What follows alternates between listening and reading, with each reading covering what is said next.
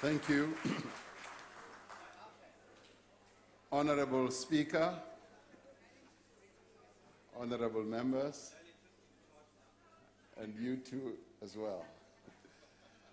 Honorable Speaker, it's a real joy and pleasure to welcome Trevor Noah amongst us. Over there.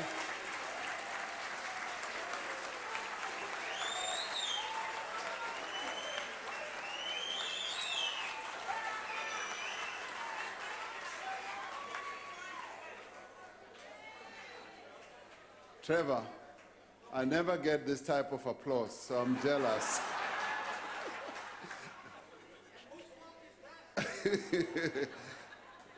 We welcome Trevor. He's come for an assignment, but he's come home as well, whilst he's on a break in the US for a while. And I had a moment to chat to him about his work, but I was particularly impressed about the foundation that he has set up to work on education, which is run by one of his colleagues, Charlene. So we applaud him for plowing back to the country once again. But he's also here for another purpose, to come and look at me and all of you, to make fun of me. He has promised that he's going to make fun of me.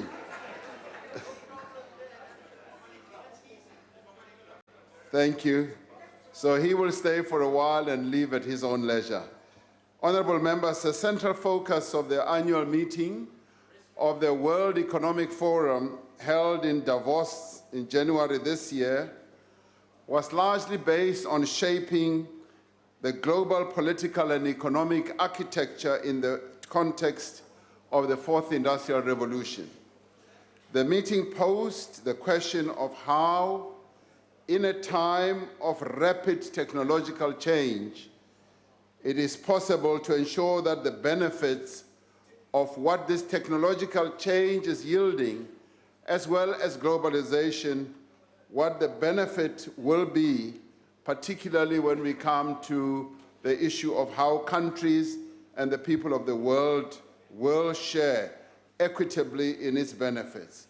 The meeting was held against the backdrop of growing trade tensions, obviously between the United States and China, the rival of narrow nationalism that is emerging in a number of countries in the world, and a challenge to multilateralism as the best way to manage global relations.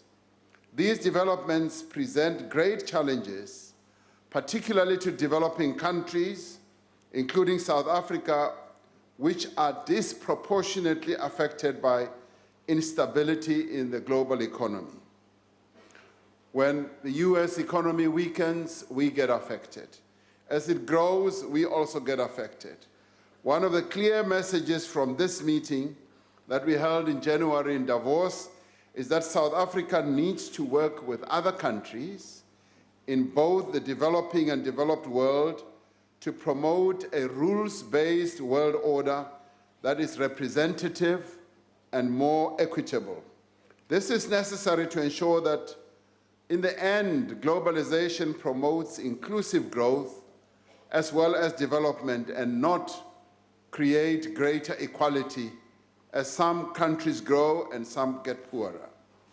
This is particularly important as the Fourth Industrial Revolution begins to reshape industries and economies, creating new patterns of employment, production, as well as investment. This Fourth Industrial Revolution is the greatest change process human civilization has ever known. Previous industrial revolutions were able to unleash enormous forces that had a huge impact on the industrial production process, but this Fourth Industrial Revolution, which is largely based and being driven by artificial intelligence, by digitization, but also underpinned by other processes like the blockchain, has a far greater transformative effect, much greater than the previous revolutions that the world has seen, because its transformative power is much greater. This fourth industrial revolution is changing and reshaping practically everything that human beings do. The way we live, the way we interface with each other, the way we make things, the way we use the resources in the world, the way we communicate, the way we learn, the way we work, and also is having an impact on the way we govern and the way we do business. So its scope and speed and reach are quite unprecedented. Countries that do not anticipate and effectively adapt to these changes will be less competitive and have greater difficulty in achieving sustained growth as well as employment. The clear implication for our country is that we need to move with greater focus and urgency to develop the skills, the human capital, the institutions, as well as fashion out strategies that we will require to seize the opportunities of this technological change. It is for this reason, Madam Speaker, that we have established the Presidential Commission on the Fourth Industrial Revolution, which will soon begin its work to develop a national action plan to position our country as a competitive global player.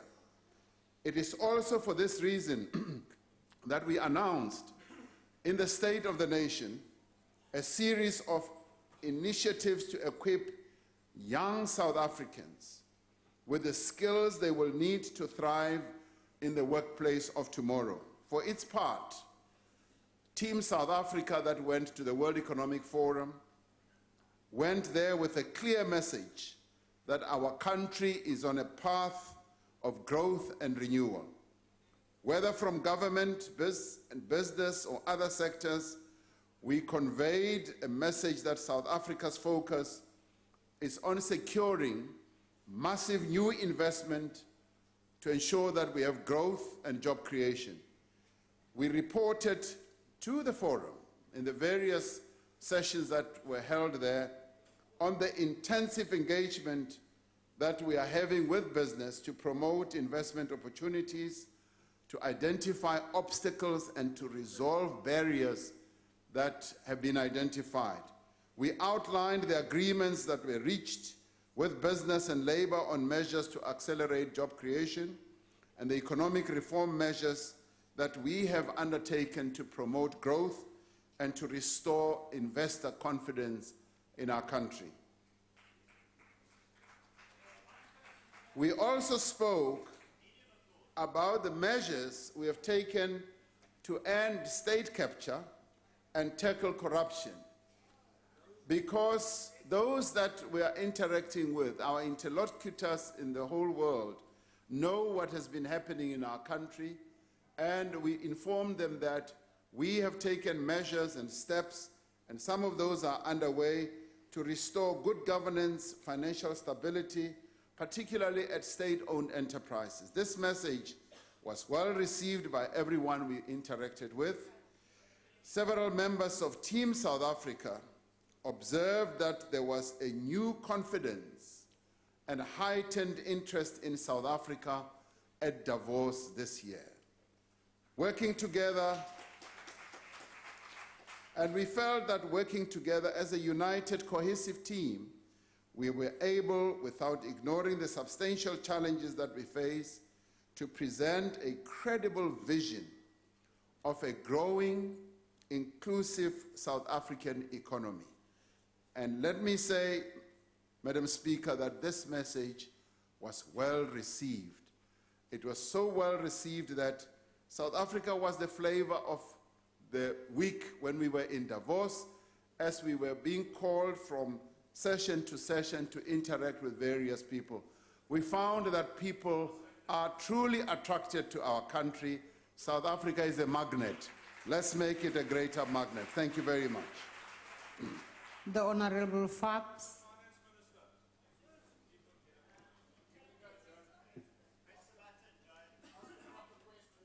Thank you, Mr. President. Mr. President, you actually shared with this House what the international community, especially the economic community, was saying were some of the challenges and the opportunities of the fourth industrial revolution. Now, Mr. President, given the relationship of investment to jobs and also the economy, perhaps you can share with this House and fellow South Africans a larger, if you could expand a bit more, on what other companies, what was the depth of their investment commitment to our country? And secondly, in terms of the local companies, our private sector here in South Africa, what is their commitment to making and taking every opportunity that comes along in the fourth industrial revolution and external investment? How deep is their commitment to South Africa in making this a premier destination for investment? I thank you. The Honorable, the President. Thank you, Madam Speaker. As I answer this question, I would like, next time we go to Davos, I'll ask the Minister of Finance and Trade and Industry to extend an invitation to colleagues on my left-hand side here so that they can go and learn the ways of the world and they can see how South Africa gets into action to attract investment to our country when we are there.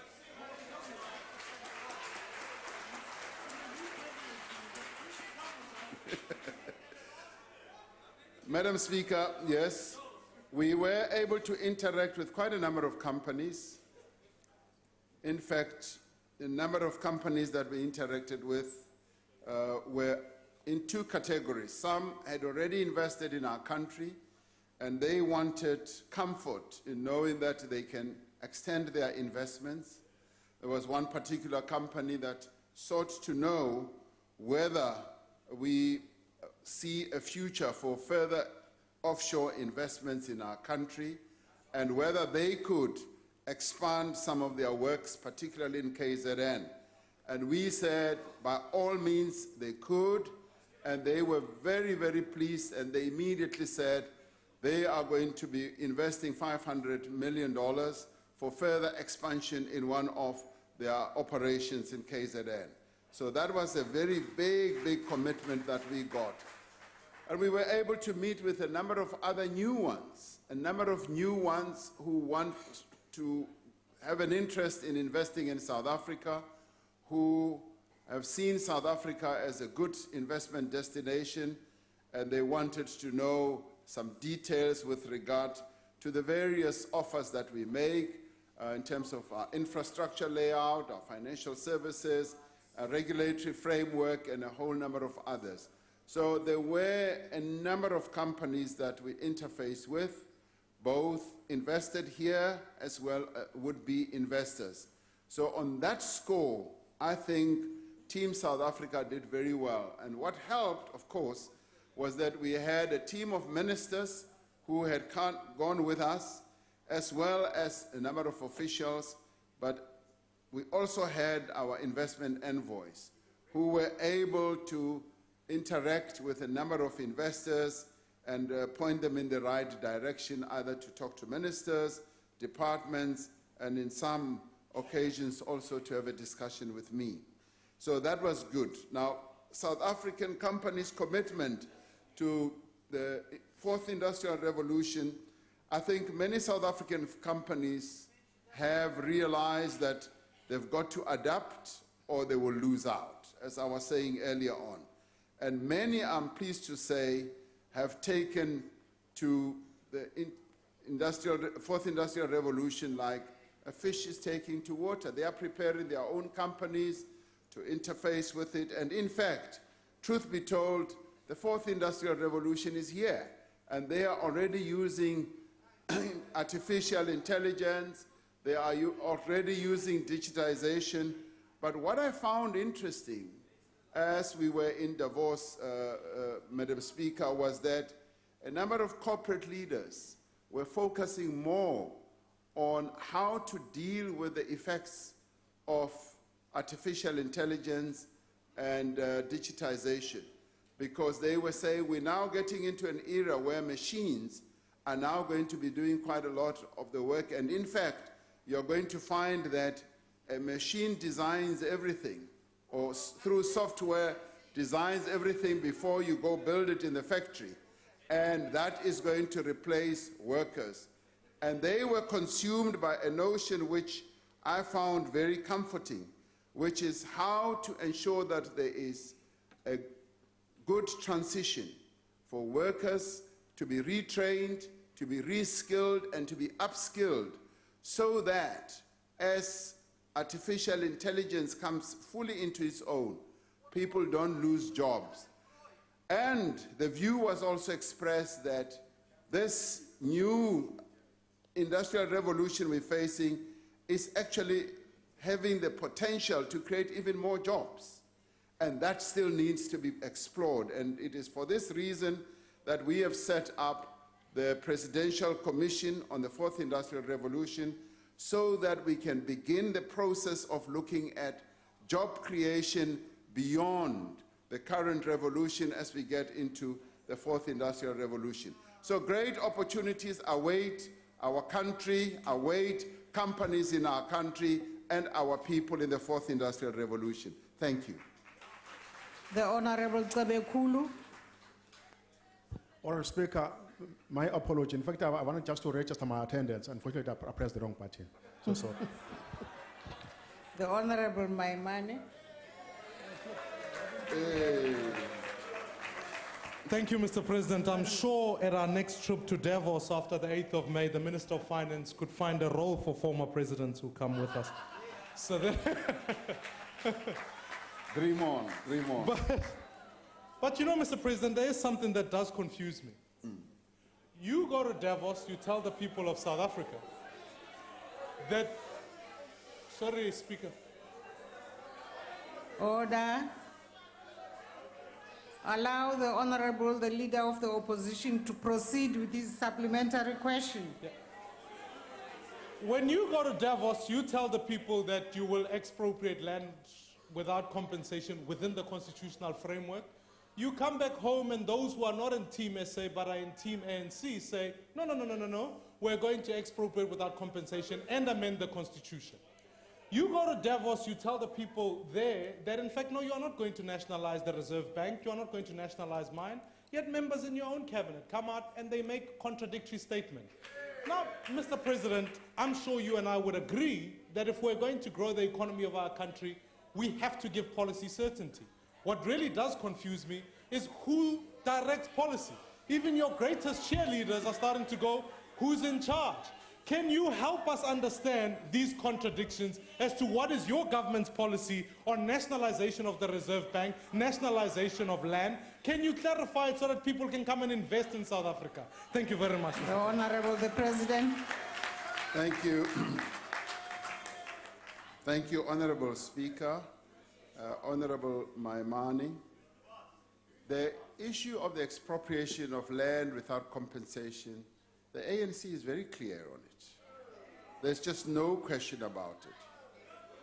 What I have said to investors, which is absolutely correct thing to say, is that we want you to come and invest. And as you come and invest, we are not going to be expropriating your investments. We are not going to do that because we cannot invite you to come and invest to let us grow our economy, and at the same time we then say we are now going to expropriate your investment. It doesn't make sense. But what we have said, that there is land in our country that was stolen from the people of our people of our country. And that land, yes, our people were dispossessed of their land, and yes, some of the land was stolen, Yes, and there is land hunger out there. That message we have made very clear. And Honorable Maimani, the people who we interact with have gone beyond where you are now. They've gone way beyond. They've gone beyond because they understand fully what our intent is as the African National Congress. They are very clear that there is historical injustice, and because they also are people who would like to see justice promoted, they see that as a historical justice that needs to be addressed. Now, the question is, how are we going to do it? And when are we going to do it? And that is a process that we are now working through the constitutional amendment, as well as through the amended expropriation bill. And all those are processes that are following what we've said precisely. We are going to do everything within the rule of law, within the precepts of our constitution, and all that will follow its own program and its own time. The issue of the Reserve Bank, the governing party has taken a very clear resolution. A clear resolution that says the Reserve Bank of our country should be owned by the people of South Africa. That is an important consideration. Now, what do we have? We have a situation where we've got external shareholders who live in various countries in the world and so forth. Now, so that you must never think that the ANC is smoking something. This has been done by a number of countries in the world. There are some 6 countries only in the world that are still having external shareholding in their central banks. South Africa is one of them. The United Kingdom used to have external shareholders in the 40s. They realized that in order to advance a whole number of things, including their economy, that actually the central bank should be wholly owned by the people of the United Kingdom. They went ahead and bought out the external shareholders. They bought them out in the 40s or so, and today the Bank of England is wholly owned by the state of the United Kingdom. Now, the same thing obtains in a number of countries. Now, I don't want you to deceive South Africans and think that this ANC wants to go ahead with a mad program. This is the done thing around the world. This is the done thing. Now, what does that give us? What that will give us, it will give us sovereignty. It will confirm our sovereignty. The central bank, the central bank is one of those most important institutions in the life of any country. And that is what the ANC resolved should be done. Now, obviously, we've got to go through processes. We've got that decision is there, and it's got to be implemented. And we are going to go through a process of seeing how best that decision is implemented. And that is the position. There is no hidden agenda. There is no manga business. There is just nothing. That is precisely what the ANC is trying to do. Thank you very much. The Honorable Kaula. No manga business. President, the reason why for the last 25 years this country has failed to create jobs and empower the black majority is because it takes direction from Davos, London, and Washington, with organizations like World Bank, IMF, and World Trade Organization dictating government policy and programs, not for the benefit of South Africans, but for the benefit of multinational companies to appease UK and United States. Do you honestly believe that the economic policy of the last 25 years have brought real change to the economy and the people of this country? And if not, why do you continue to pursue the same policies, unless, of course, it is for your own personal benefit? The Honorable the President. Thank you, Honorable Speaker. I believe that the policies that we have pursued in the last 25 years have brought about transformative change in South Africa in a monumental way. The South Africa we live in today is very different from the South Africa we inherited in 1994. We have doubled the number of people who are employed in our economy. When the ANC government got into office, there were some 8 million people working in our country. Today, there are 16.5 million people who are employed in our economy. That is progress. The GDP of our country has almost doubled, and if you look at all the other social policies that we have pursued on education, on health, on caring for our people, and infrastructure development, and bringing investments into South Africa, and the foundations that we are laying for further growth and investment are policies that are going to lead this country forward in the next 25 years. So those who have eyes, those who have ears, will have heard that indeed South Africa has moved forward since 1994. Thank you, Honorable Speaker. The Honorable Esther Raisin. Thank you, Madam Speaker. Mr. President, I respect your optimism for the fourth industrial revolution, but in Davos, the theme for the World Economic Forum was globalization. This forum took place when there was an unmistakable backlash against globalization. Does this not make your target of $100 billion investments a bit ambitious, especially in a time of global financial strains and trade wars that's happening right now? Thank you. The Honorable the President.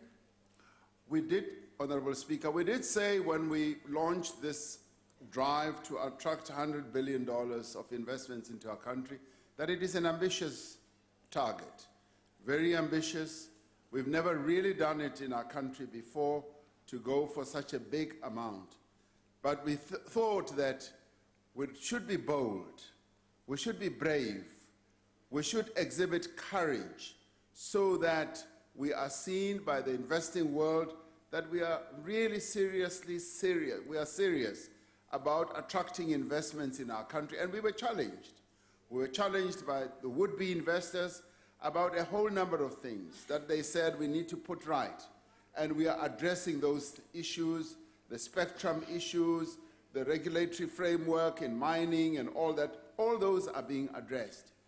But we believe that even that 100 billion may even be a little bit on the shy side. We believe that South Africa still offers great investment opportunities.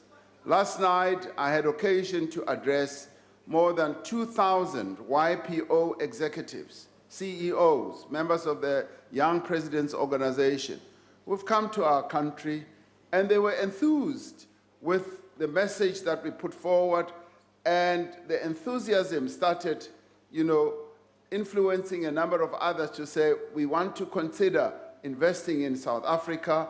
We want to see what markets you have now. What we have done is to build an investment book that covers a number of sectors. And I've addressed this before, even in SONA. And we've encouraged our provinces to build their own investment books.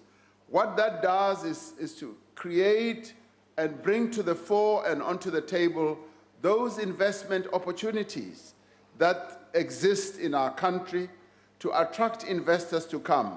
We also go out of our own way through the special economic zones to attract investors and give them incentives so that they can create jobs and make products for both the export market and our own internal market.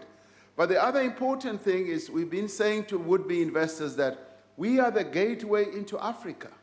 Africa has now adopted a free trade area agreement We're now going to create a market of 1.2 billion people, and we are hoping that the revenues that will come to Africa will be well over $1.2 trillion and all that. So South Africa is still the most well-endowed country in terms of the various infrastructure layout, the financial infrastructure and all that.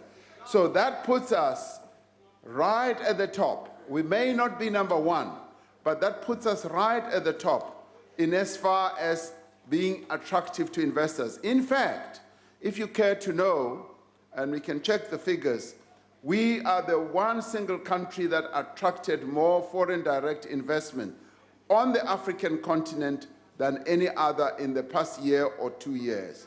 So that is phenomenally successful.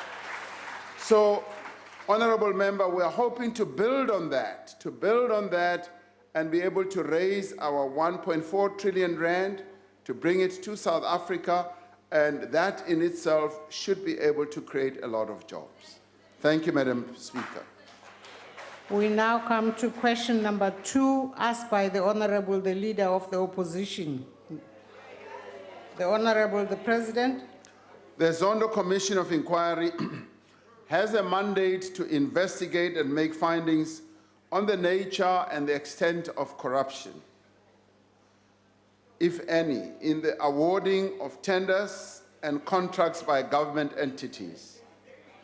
According to its terms of reference, the Commission is expected to establish, in particular, whether any member of the executive, including the President, public official, functionary of any organ of state, influenced the awarding of tenders to benefit themselves, their families, or entities in which they held a personal interest. It is important to note that the work of the Commission is continuing. It should be allowed to fulfill its mandate, and having fulfilled its mandate, we should allow it to present its report on its findings on these and other matters. This does not prevent the relevant authorities, though, where any instances or allegations of unlawfulness are revealed at the Commission, from taking any necessary steps in terms of the law. Nor does it prevent any government department or agency from reviewing any contracts entered into with companies implicated in the testimony before the Commission. In doing so, public entities need to follow due process and act within the law, understanding that some of the testimony that has been provided at the Commission has yet to be subjected to either to cross-examination or further proofing, and that the Commission has not yet made any finding on that testimony. In the particular instance of African global operations, some departments, such as the Department of Correctional Services, have initiated a review of its contracts with the company.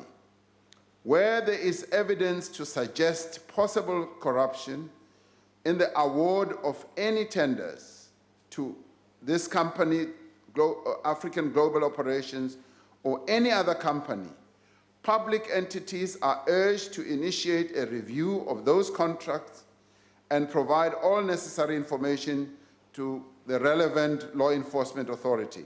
This is part of the necessary work being undertaken to end state capture and corruption, hold those who are responsible to account, but more importantly, to recover monies that have been lost or been stolen from the state. I thank you. The Honorable, the Leader of the Opposition. Mr. President, I think we can agree that an example must be set from the top. The last time you and I spoke about this matter, we uncovered a few things. One is that your party has had a generally corrupt relationship with Bosasa.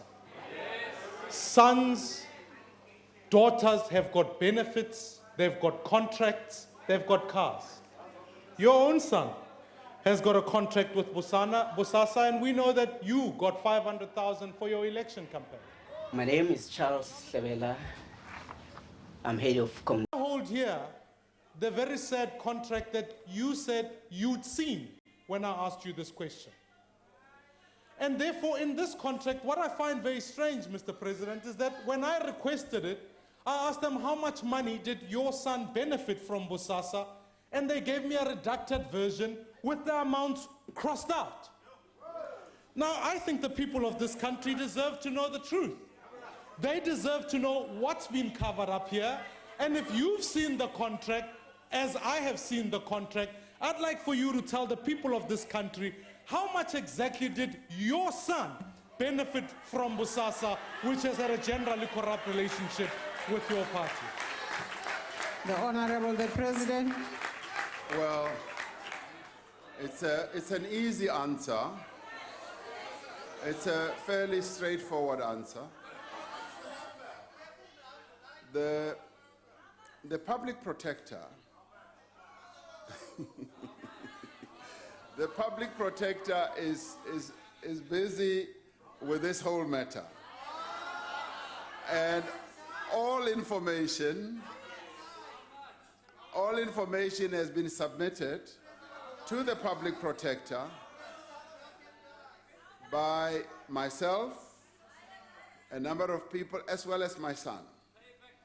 So the contract that he had for doing work for them outside the country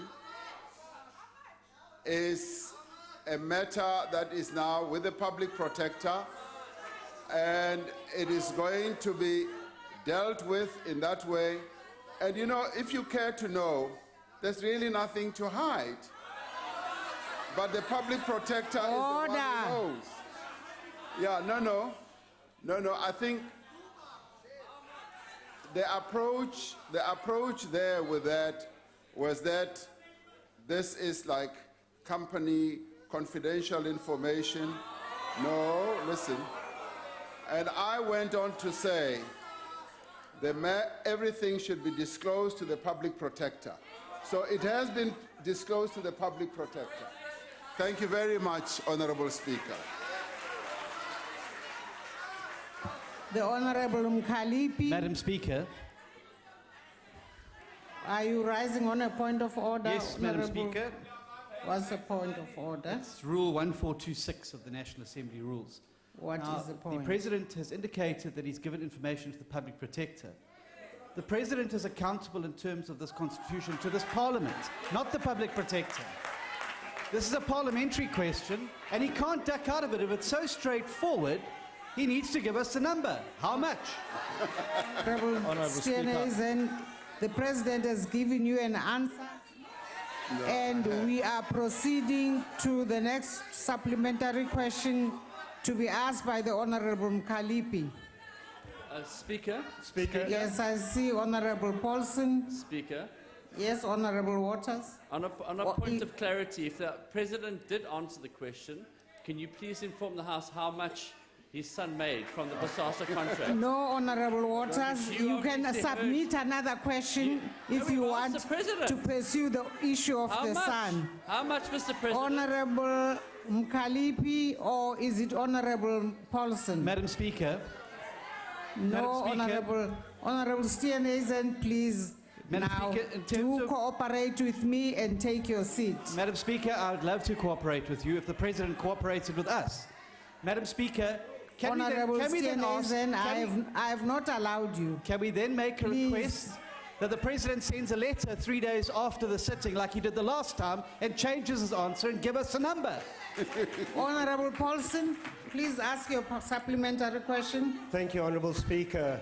Mr. President, you started all these commissions of inquiry because there's obviously a deep-seated rot of corruption spread and managed by your own comrades in the ANC. You promised a new dawn, free of corruption and brazen theft, and that you would clean out government of all those tendencies. But right here in your cabinet, you have Nomvula, handbags, Mokanyane, You have Tlabang Makwetla over there. You have Gwedi Mantashe, Objection. who are Point of order, heavily Honourable Speaker. implicated in Honorable Bosasa Paulson, corruption. please take your seat. Yes, Honorable Nguni. Honourable Speaker, in terms of the House rules, the point of order is that the Honourable Paulson, as he continues with his question, is then now continuing to cast aspersions on the good name of other members of this House. And that, according to the rules, he is free to do so, but he can only do so through a substantive motion. We suggest that Honourable Paulson must actually withdraw. Thank you. Honorable Paulson. Order, Speaker. No, Honorable Member, I'm dealing with a ruling on the issue that has been raised by the Honorable Paulson, to which Honorable Nguni has raised a point of order, Yes, Speaker. But which is being sustained because he is correct when he says if you are going to cast aspersions, do that in the form of a substantive motion. Speaker, I just want to raise one thing. Please allow No, me. you will raise that one thing when I've finished with Honorable Paulson. Okay. Honorable Paulson, can you please withdraw? Okay, I withdraw, but these are allegations. No, Honorable Paulson, you can't say but. I withdraw. Unconditionally.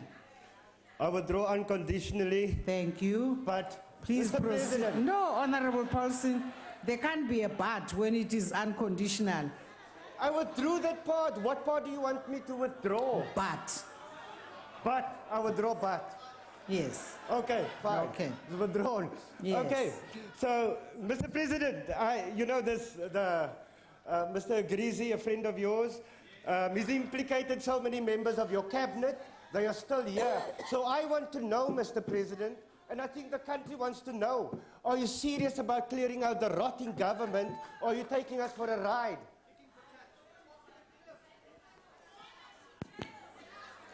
The Honorable the President.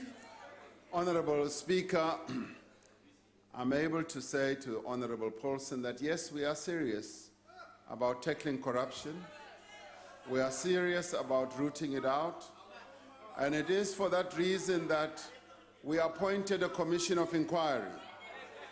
The ruling party or the governing party was brave enough to bear its own chest and appoint a commission of inquiry so that we can go to the root of the corruption that has bedeviled our country over the past few years. And this we have done without any fear, knowing that in the end we must put South Africa first. South Africa must come first rather than ourselves as a political party. So to that end, we are making sure that what the commissions will be coming up with, what they will be recommending, we will follow up and implement. And in this regard, we are not taking the people of our country or South Africa for a ride. We are extremely serious. We are going to root out corruption. Thank you very much. The Honorable Singh. Thank you, Honorable Speaker. Honorable President, firstly, let me commend your announcement during SONA in February this year that the NPA will soon be setting up its own model of an independent, quote-unquote, Scorpions-type unit to investigate and prosecute those found guilty of further state capture and corruption. To put it simply, Mr. President, the hawks simply do not fly. However, Honorable President, in this regard, in regard to the Bosasa debacle and others that we are currently witnessing, is a Scorpion-style unit enough? In this regard, should you not additionally be giving serious consideration to establishing an additional Chapter 9 Integrity Commission, whose sole task will be the independent prevention, combating, investigation, and prosecution of those involved in grand corruption? And I'd just like your views in this regard, Honorable President. Honorable the President. Well, thank you, Honorable Speaker. That is a refreshing idea that possibly maybe we should have like a permanent structure that is going to focus on corruption and investigating corruption and rooting it out. That is a new idea, and it's an idea which I think we should mull over and think about, because it could have merits, but at the same time, we do have well-trained agencies like the Hawks, like the NPA, which have people who can actually do the work, who are very well-trained in investigative work, who are prosecutors, and that is precisely what we need to focus our attention on, and at the same time, give a bit of reflection on what you are saying. So there is merit, and maybe we should look at it closely. But thank you very much for your idea. Thank you. The Honorable Kubisa. Mhlonishwa Somlomo, ngiyabonga. Mhlonishwa Mongameli. Commissions will come and go, and they are doing a very good job, but we need something that is perennial, something that is done within the legal framework of our country. Would you not believe that within each and every department, and of course we need to extend it to the private sector, something must be done with regard to our legislation, and of course with the primary focus on consequence management? Shouldn't we be taking that direction, that we strengthen our legislation to deal with these issues? Thank you. Honorable the President. Honorable Speaker, thank you. I think there is every opportunity that we should exploit once these commissions have come with their recommendations. Because it's quite clear to me that there are various gaps that we need to close. There is a lot that we need to do from a legislative point of view and from an enforcement point of view. And you mentioned a key word, which is consequence management. We need to look at what we've got now and see whether it really engenders consequence management, because there's been system failure, which has allowed a lot of corruption to be embedded, not only in state-owned enterprises, including our own government departments, if we are to be honest. So we need to look once again very closely at the legislative framework that we've got, and the commissions, as they come out with their reports, are going to be able to shed a little bit more light in terms of telling us how everything finally eventuated and how things were manipulated to get to particular deeds. So that is something that we would like to be open to as well. Thank you very much, Madam Speaker. Honorable members, we now proceed to question 3, asked by the Honorable Malema. I've been informed that Honorable Mkalipi will take charge of the question in terms of the follow-up question in accordance with Rule 13710A. The Honorable the President. Madam Speaker, the severe financial and operational challenges that are currently being experienced by Escom are not caused by the Independent Power Producers Program, and in particular, the renewable energy projects. Escom's challenges have been driven by a number of factors, and some of those are massive cost and time overruns on the new build programs of building our new power stations. They were budgeted at a particular amount, and within a particular time frame, they overran all that. And that led to cost overrun. The effects of state capture and corruption also contributed to these cost overruns. The collapse and weakening of governance structures in Escom also had an impact, and unsustainable debt levels that Escom has accumulated as it has sought to manage its way out of these challenges of a financial nature and operational nature. But the other problem, of course, has been the maintenance of our current plants. Some of these plants are old. On average, many of our plants are 37 years old, which is a very, very long time to have a plant, because these plants do get old and they get decommissioned. The independent power producers are investing their own debt and equity to construct the projects that they are awarded, including the cost of connecting these projects to the grid. The value of the 27 independent power producers agreements that were signed in April 2018, led by Minister Jeff Radebe, represented in terms of private sector investment some 57 billion rand. To date, the total value of private investment in South Africa's renewable energy generation capacity is 202 billion rand. It is expected that a total of 372 megawatts will be connected to the grid between now and March of 2020, and that Escom will buy 170 million rands worth of electricity in 2019-2020 financial year. Now, these IPPs costs are fully covered by NERSA, the regulator, through the cost recovery mechanism that they have in place in the multi-year price determination process.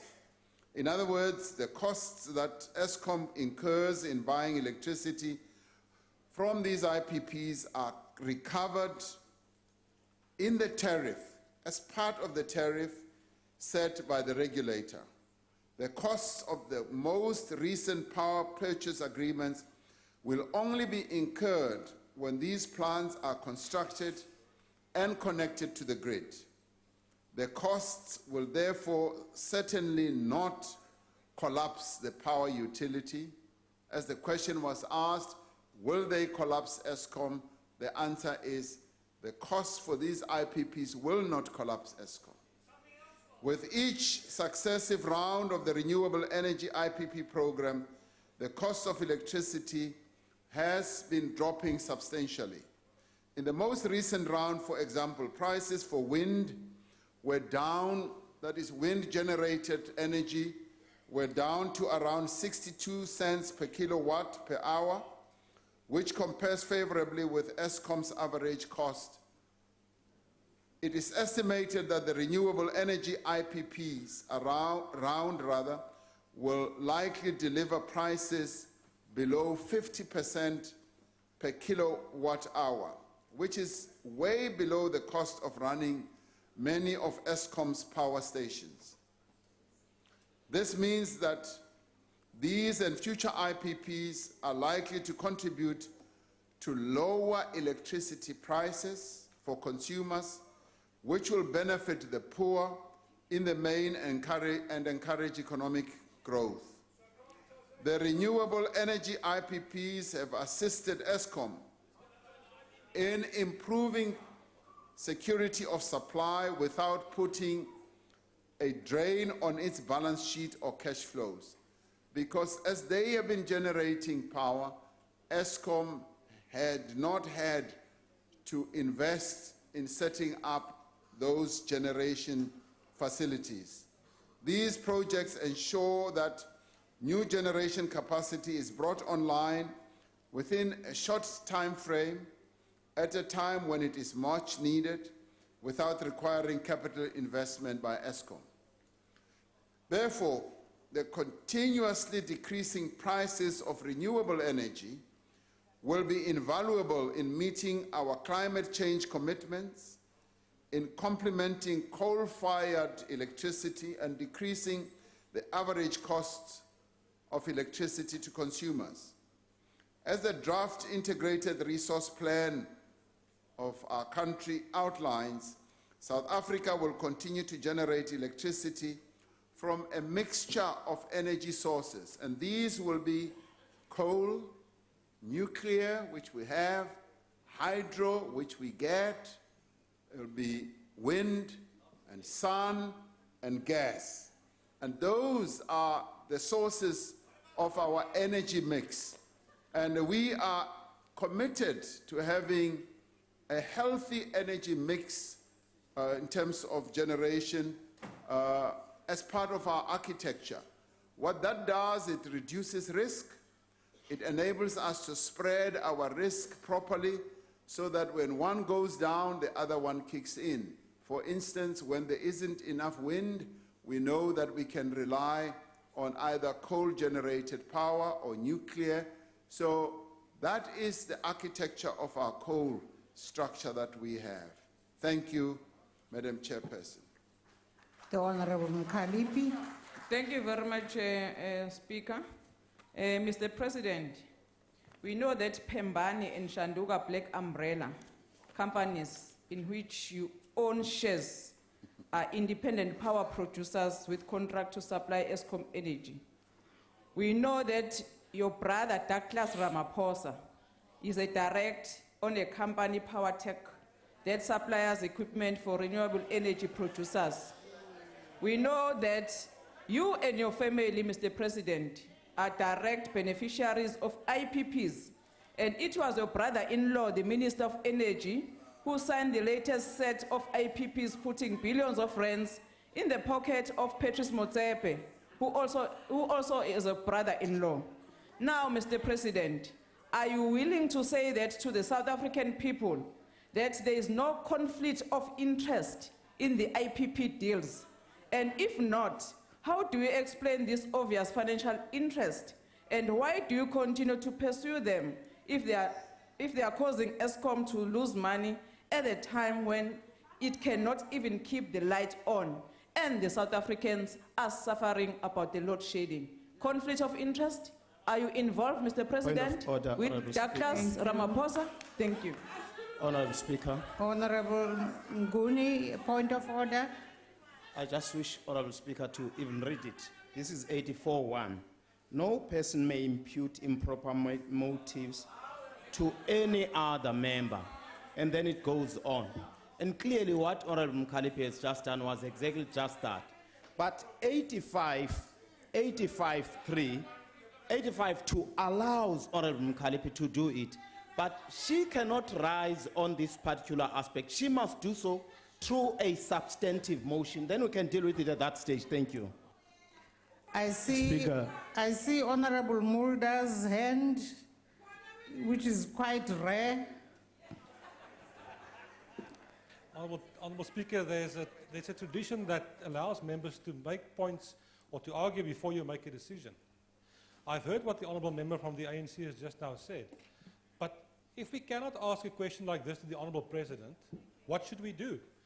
The Honourable Member only said these things are allegations. The President's got the chance to react to them, and I think we should allow him to react. Yes, I think the Honorable Mnguni is correct to quote the rules that he has quoted, but you are correct, Honorable Mulder. And indeed, we should allow the Honorable Member to, this time round, take that caution, but allow the President to answer the question. Speaker? No, Honorable Mkhalipi, we're allowing the President to answer your question. I just want to point Rule 84 that was quoted by Mnguni. That is a wrong rule to start with. No, Honorable Mkhalipi, it's a wrong rule. It says that unparliamentary Honorable Mkhalipi, take your seat now. So he must not quote the wrong rules. Take your seat. And second, Speaker, no, Honorable I arrive here on a point of order. No, Honorable Mkhalipi, you've raised a supplementary question, and I'm allowing the President to answer you. Yeah, but Mnguni must not come and abuse us here with the wrong rules. So he must go and take your seat, Honorable Mkhalipi. He must not quote wrong rules here. Honorable Mkhalipi. Honorable President. Thank you, Honorable Speaker. Speaker, I think I rose. No, Honorable Member. Please allow the President to answer the question. I'm rising on a point of order. No, Honorable Member. I'm rising on a point of order. I'm not allowing you to raise that point of order. You are allowing me to harass members of Parliament from asking questions. No, you are setting Member. You are allowing him to answer on behalf of the President. When the President is respected by EFF, you again allow members of the ANC to stand up and undermine our right to ask questions. We must learn to sit down. And the President must answer a question. If he's not fit to answer the question, he must just tell. Honorable President, please answer the question. Thank you, Honorable Speaker. I'm happy to answer so that we deal with this matter once and for all. Because when the honorable member raises a number of issues, and no, you don't need to repeat. I picked up nearly everything you said. When I was elected as Deputy President of the African National Congress, I decided that since I was going to get into government, I should divest myself of my business interests. And I then went about doing precisely that.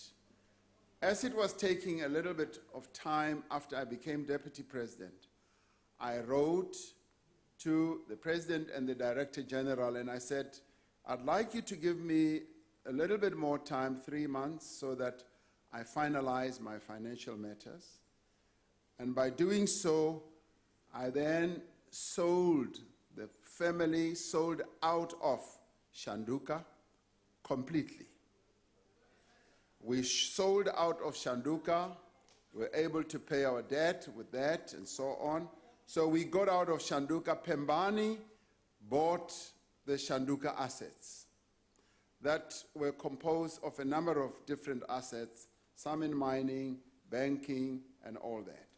And we went out completely. And I did say that there is, however, a business that I would like to retain an interest in, and that is farming, because I love farming. And that I have disclosed very, very clearly to everyone, and some investments in property. That has been disclosed. But we did take a view that we will not do any business with any government entity. McDonald's had also been sold. So McDonald's, in my view, does not do any business with government. So that was sold as well. Now, you quote Shanduka Black Umbrellas. Shanduka Black Umbrellas, which has changed its name now to Black Umbrellas, is a business incubation non-governmental organization that incubates black-owned businesses. And thus far, that entity has incubated well more than 3,000 small, medium enterprises that have been put on their feet, and they are operating extremely well. And now, the pride that I have with this is that these businesses, as to the December month, had already turned over 2.5 billion rand, a small and medium enterprise, for their owners, for their own owners, black owners, as well as largely black women throughout the country. It has 10 incubators from Cape Town, KZN, throughout the country. And these are funded by the Cyril Ramaphosa Foundation, which also runs Adopt a School, which also runs a bursary outfit. Now, that is where Black Umbrellas is. So Shanduka Black Umbrellas is not involved in any renewable energies. My brother Douglas runs his own matters. He and I don't share any business. What he does is his own business. He's in, you say Power Tech, I didn't even know. My brother-in-law, Patrice Motsepe, runs his own business. I don't get involved in his business. I have no wish to get involved in his business. And I am not a beneficiary of his business. Now, my brother-in-law, Minister Jeff Khadebe, is a brother-in-law who has been a leading member of the ANC, who I appointed as Minister of Energy.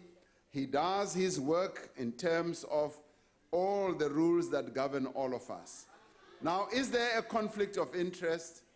I would argue there's no conflict of interest. Now, there can only be a conflict of interest if you can prove it. Even with Motsepe, he runs his own business. He is in renewable energy. That is his own business. And he will never be favored by any one of us.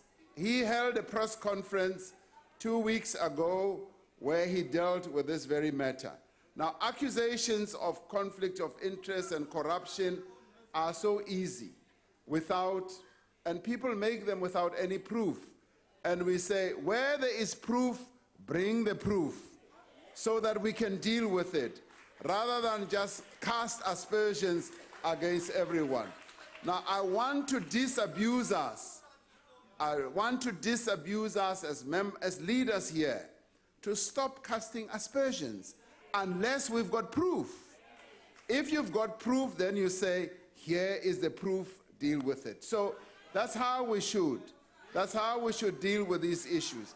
So as far as that is concerned, I believe that the conflict of interest issue I've addressed, and some of us are guided by one principle which is we should not ever steal money from the people of South Africa. Some of us are guided by that.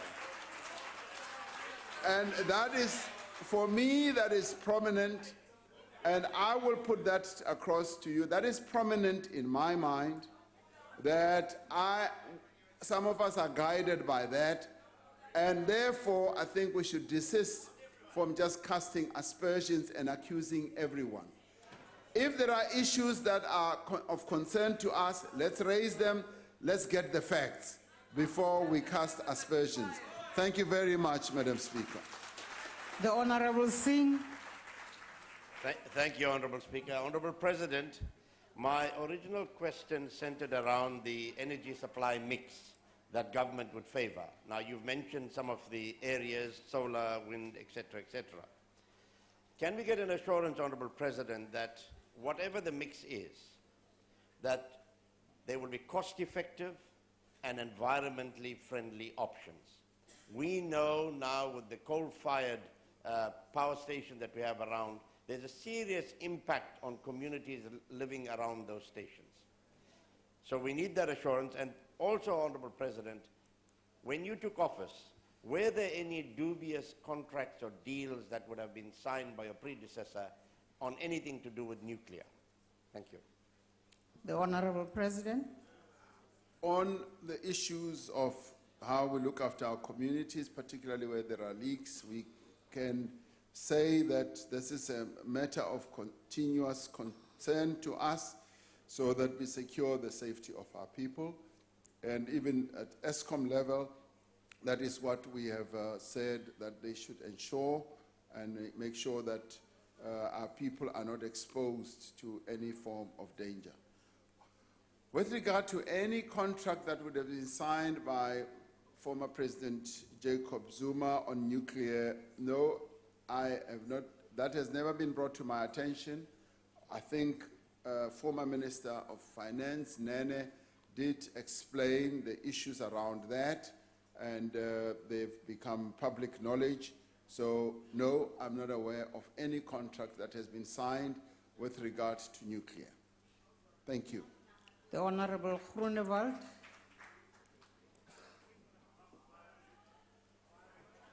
Speaker, to the Honorable President, we've just heard that NERSA has approved about 23% increase in tariffs for Escom over the next 3 years.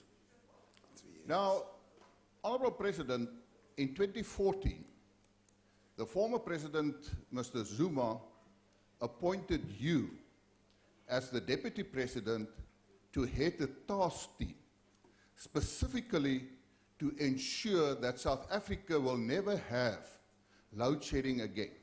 So you were the head. Now, I must ask you, what did you do as the head of that task team? In fact, at one stage, it was even referred to as the war room against load shedding. Nou, agbare president, ek is gewoond, as jy 'n oorlogskamer het, dan wen jy. Maar is duidelik, u het verloor. Wat het u gedoen om te voorkom dat die verbruiker weer moet opdok vir die skandes van Eskom? Dankie. The Honorable the President. Thank you, Honorable Speaker. Nee, ek dink nie ek het verloor nie. Dit het nie mooi gewerk nie. What we did in the war room period was actually quite a seminal moment, say, if you like, in the history of Eskom in our country, because it got us to fully understand the challenges that Eskom faces. We got very close to seeing how the electricity grid operates and how the power stations were functioning and malfunctioning, their age, the maintenance backlog, and the various costs that were being incurred. What the war room never really got close to was the financial machinations that were happening at the corporate level of Eskom. We were looking more closely at making sure that we keep the lights on. And in the end, the decision that we took, and I went to the president and said, I would like to have the war room closed, because the challenge we were facing was that there were too many entry points into Eskom.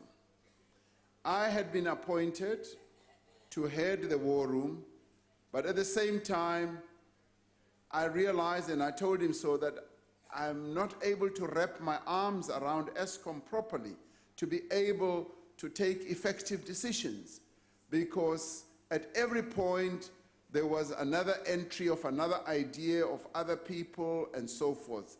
And I said, let's close it. Let us appoint a CEO who will now be answerable to yourself as president, and yes, to the board, and be able to make sure that we address all these challenges. So it was my proposal to have the war room closed, and it was closed. And the CEO that was appointed was then Brian Molefe, who then got in and ran Eskom. Now, soon thereafter, load shedding stopped. Truth be told, load shedding stopped, and they were able to do whatever. But because Eskom's challenges are a bit on the long-term side, the problem persisted and it lingered on. And right now, we are reaping precisely that lingering on process, because we've got, yes, we've had on the one hand state capture, which did not loom its head at the time we were in the war room. Two, we then had the cost overruns. When we were in the war room, the cost overruns were quite evident, that we were now getting into the type of cost overruns on Medupi and Kusile. What was also not evident at the time was the problem with the design of the power stations, particularly Medupi and Kusile. The design challenges that Minister Gordon has spoken about were not evident. What we also dealt with that we had to countenance was the age of our power stations and all those things. So the war room dealt with those issues, and before it could dig its teeth right deep in, we said, let us close it and get a CEO in place. And the rest is history. Thank you very much. The Honorable Carter. Can I say, Speaker, it's not correct. No, Honorable Groenewald, you asked your question. Okay, so you did not lose the war, you surrendered. I understand. Honorable Carter. Thank you, Speaker. President, recently Minister Gordon said that former Eskom engineers who are now working abroad should be recalled to South Africa to help solve the crisis. In the same week, the report quoted Eskom's own affirmative action plan, which outlined that by March 2020, there should be 1,308 fewer qualified white employees in its service, of which 336 are engineers.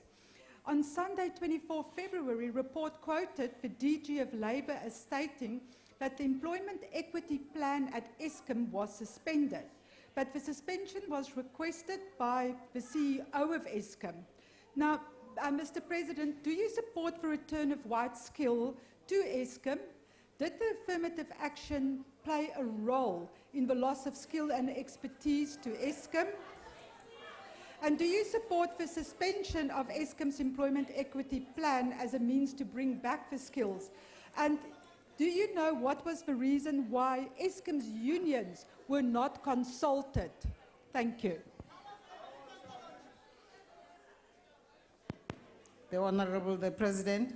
Thank you, Madam Speaker. One of the challenges, and this we saw during the war room time, was that there had been a flight of skills from Eskom. The skills that, for instance, had been in place as Eskom built a whole number of power stations before Medupi and Kusile had left because the building of power stations had been delayed for far too long, so they had left and they had gone to other locales and all that.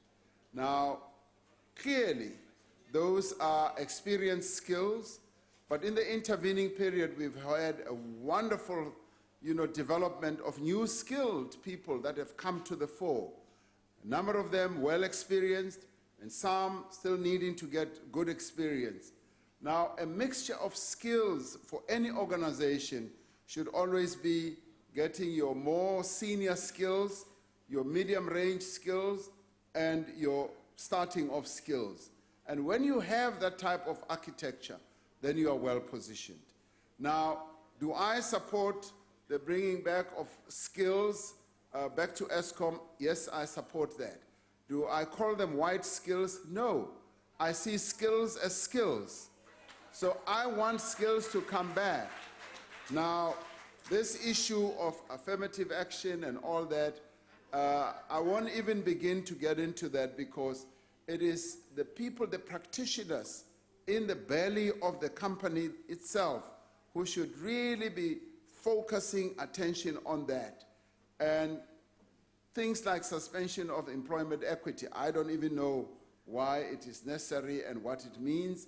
The practitioners should look very closely and craft an architecture of the skills layout for both well-experienced people, middle-experienced people, and newly trained people. There should be a wonderful mixture that can take Eskom forward. That is what I would say. And I'm not a human resource person. I'm just a simple member of Parliament. Oh, not anymore. I'm just a simple. Thank you, Madam Speaker. We now come to question number 4, asked by the Honourable Majola. The Honourable the President. As we indicated before, Eskom faces serious financial, structural, and operational challenges. Working closely with Eskom, we have embarked on a range of measures to respond decisively as well as with urgency to some of these challenges. To support Eskom's financial turnaround plan, which focuses on driving efficiency and reducing costs, government has allocated, as announced by the Minister of Finance, a 23 billion rand a year for the next 3 years to support Eskom during its reconfiguration. In turning its operations around, Eskom has developed a plan that focuses on resolving unplanned breakdowns, addressing the performance and reliability challenges affecting the new units at Medupi and Kusile, improving coal stocks, and strengthening human resource capacity. Alongside these direct interventions, the plan is to restore Eskom into separate state-owned entities responsible for generation, transmission, and distribution. These proposed restructuring is in line with the 1998 Energy Policy White Paper. Contrary to what some have claimed, restructuring will not result in the privatization of Escom. The main benefit of separation will be to improve, one, the financial management, and give the various entities of Escom the ability to raise funding, and also being able to mitigate and distribute risks to strengthen incentives for efficiency. The process will enable greater management attention to be focused on turning around the different parts of the business and enhance accountability. In the longer term, the restructuring of Escom will position the electricity sector to embrace new technologies, distribute generation, and respond to other changes that are taking place in the electricity sector. It will help to diversify the generation of electricity across a multitude of power producers, thereby reducing the country's reliance on a single supplier. It will lead to greater competition in the electricity market that is expected to drive improvements in efficiency and put downward pressure on prices. It will allow lenders to separately fund the different components of the business, allowing debt to be priced more tightly as it more accurately reflects the unique risks of each individual business.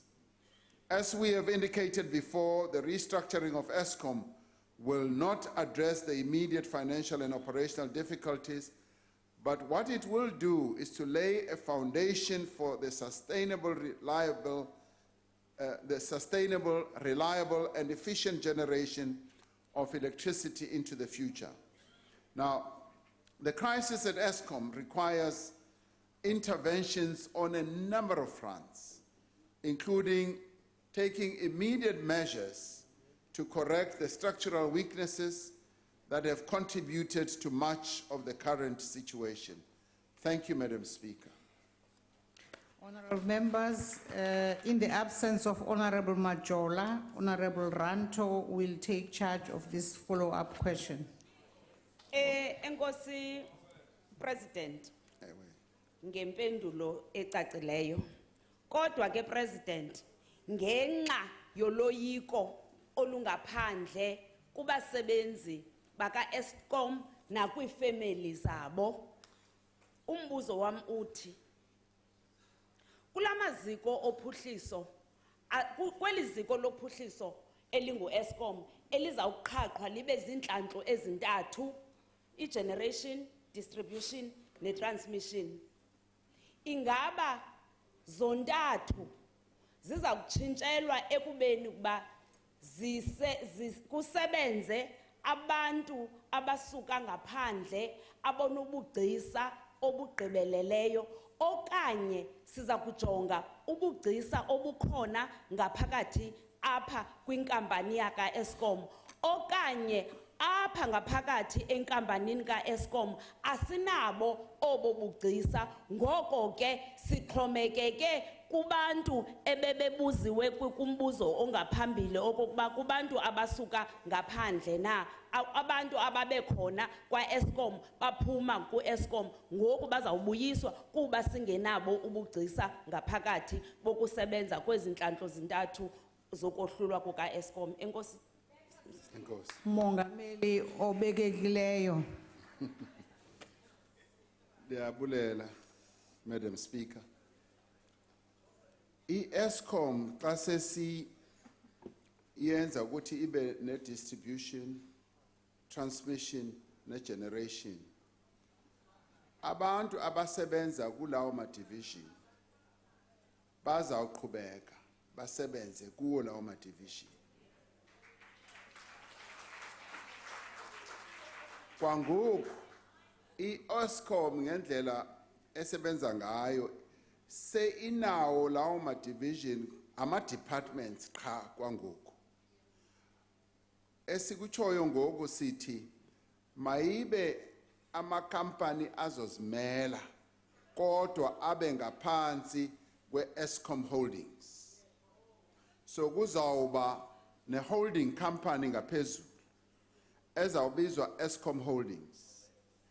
And then ngaphansi kube ne-Escom Generation, Escom Distribution, and Escom Transmission. Amakampani azoba efakwe ku-Escom Holdings. So kwangoku bakhona abantu ke abasebenza in those different entities. Bazawuqhubeka abo bantu basebenze kuwo lawo ma-entities. Into iyona esizama ukuyenza ukuthi okwangoku, and this is where the real challenge for us is. Right now, Escom as a monolithic company has accumulated too much debt, 430 billion rand. Now, funders, because every company as it operates needs funding, and quite a lot of times funding comes from banks and funding institutions, and often less so from shareholders. Now, we have an anomalous situation now where our state-owned enterprises keep running to the shareholder and say, give us money. Now, in other companies, they either go to banks, they go to the bond market. So Escom has been going to the bond market, to the banks and all that as one monolithic company. And now the funders are saying, you are too big. You are too big, you've got too much debt, because we have lent you money and we've invested in your bonds. We want to see restructuring. Restructure yourself, and we want to see a plan, a credible plan that will take Escom forward. Now for us, the main driver in all this is not ideological. It is much more financial, to manage the finances of Escom, so that the Minister of Finance has less of a headache where he's required year after year to keep pumping money, and now the money that he pumps in often goes to servicing the debt, because the other problem that Escom faces is that it's not generating enough revenue. Enye ingxaki ekhoyo ukuthi i-business ye-Escom iya incipha ngoba sifumana ukuthi year after year iyayehla percentage ne-percentage. Kwaye futhi kube nenye ingxaki yokuthi abantu abasebenzisa ugesi abakhokhi lo gesi abawusebenzisayo. And xa bangakhokhi, it means ukuthi i-Escom iyongena emgodini all the time. So uma si-separate ke, we are trying to make Escom to be more functional, to be more efficient, and abantu ke abo esithetha ngabo ukuthi abaphuma ngaphandle, ewe bakhona abanye abantu abaphuma ngaphandle abane-experience esiyidingayo ngoku. Abantu abakwazi ukuthi badizayine ama-power station amadala abaye kwamanye amazwe ngoku, badizayina your modern age power stations. They are South Africans. Sifuna ukuthi babuye bazosinceda apha because they've got specialist skills. Xa bebuyile sifuna ukuthi futhi bafundise the younger generation. As I was saying, you split your experience or expertise mix into extremely experienced, medium, and younger. So bazawufundisa aba abanye as they empower everyone xa siya phambili. So sizawusebenzisa abantu ke ukuphendula umbuzo wakho ngokuphelele ngendlela ephelele, sizawusebenzisa bonke aba bantu abakhona in the various divisions. Iqhubeke ke iEscom iye phambili. Enkosi. The Honorable Singh. Thank you, Honorable Speaker. I'm really earning my money today, unlike many in Escom who looted the funds from there. Honorable President, there is much talk about restructuring, which in essence and in a placatory and amicable way means that the taxpayer will once again be burdened with increased electricity costs, which we have just heard, of such restructuring.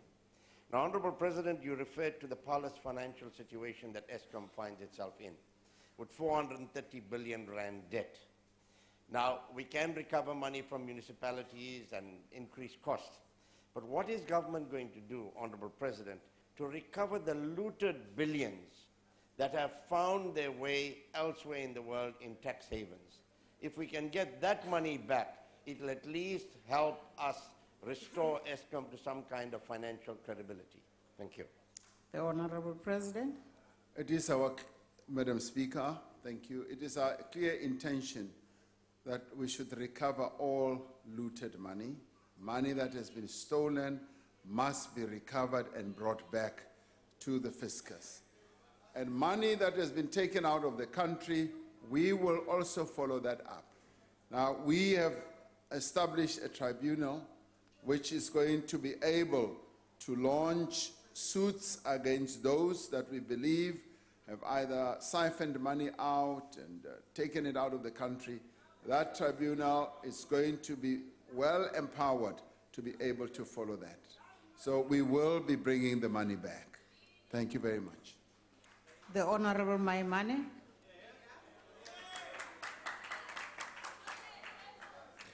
Mr. President, your government is asking the people of South Africa to pay for the last number of years. You've increased the cost of energy today by 9.4%.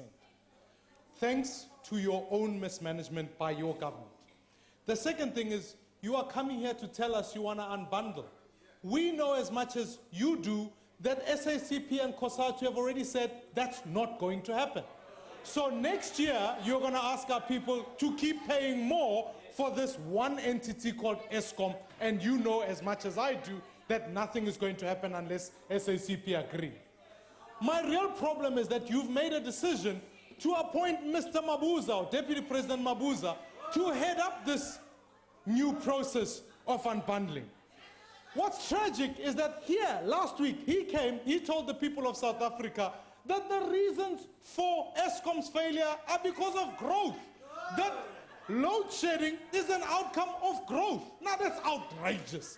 What I would like to know, Mr. President, is whether you stand by Mr. Mabuza's statement that load shedding is a function of growth. I mean, seriously, come on.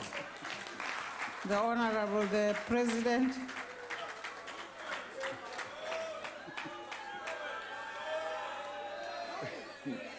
Thank you.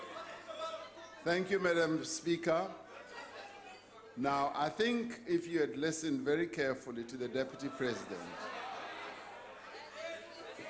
and Honorable members, I don't understand how you ask a question and then you don't listen to the answer. That's the point. Madam Speaker, that is their problem, because they ask a question and they don't listen, and which is a clear demonstration that they never listen properly to anything that is being said. And I'm convinced that that is their problem, because if they had listened, if they had listened carefully, they would have heard that, yes, the load shedding that we are having is caused by a variety of factors. A variety of factors, and because there are a multiplicity of... Madam Speaker, should I stop Order. talking? Because... Please proceed, Honorable President. Thank you. And because there are a multiplicity of factors that cause load shedding, and we can go through the whole list, because in the end, load shedding is a problem that we should not make fun of. We should never make fun of. We should deal with this matter with the seriousness that it requires, because it is a common problem. I did say in the State of the Nation address that some of these challenges are common to all of us, and we've got to address them and deal with them as a collective and say these are our problems. Because when there is load shedding, it affects many people either in one locality or in very big localities. So that is precisely where our challenge is. But where are we now? We are addressing, Deputy President is leading the team that is addressing the issue of load shedding on a daily basis. They are seized with this problem of Escom, together with the ministers that I said would be working with the Deputy President. They look very closely at it, and they produce a report which I get every morning to see exactly what the status of the grid is and how we are addressing all those challenges. And we are hoping that with time, the load shedding will be becoming lesser and lesser, because what they are doing is to try and increase the capacity of maintenance and make sure that the funding for maintenance is well spent and it is there. So on that score, Honorable Speaker, I think let us take heart and hope that we are definitely going to resolve the Escom problems as we move on. Thank you very much. The Honorable Tembe Kwayo.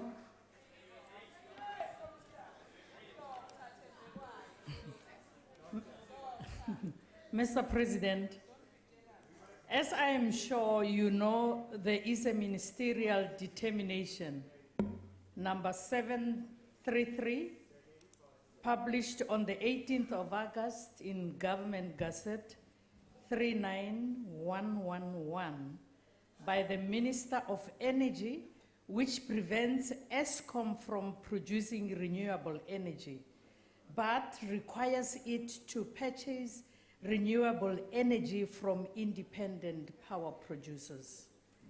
As part of Escom's restructuring program, do you not think it would be wise to have that ministerial determination withdrawn so that Escom can also start producing renewable energy and join the green revolution?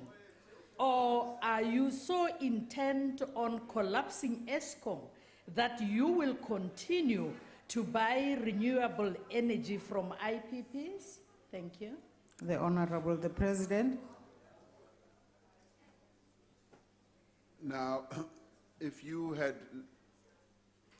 could remember what I said in the State of the Nation address, I did say that this renewable energy space is a space that we want Escom to participate in.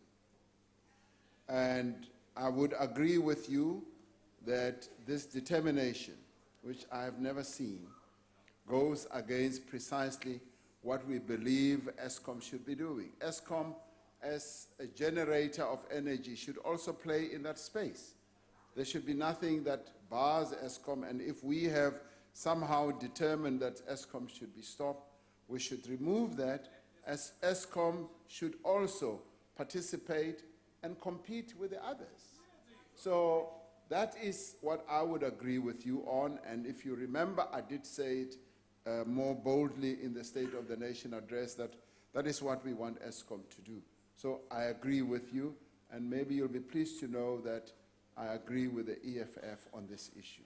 Thank you very much. We now come to question number 5, asked by the Honorable Inkosi E.M. Buthelezi. I call upon the Honorable the President.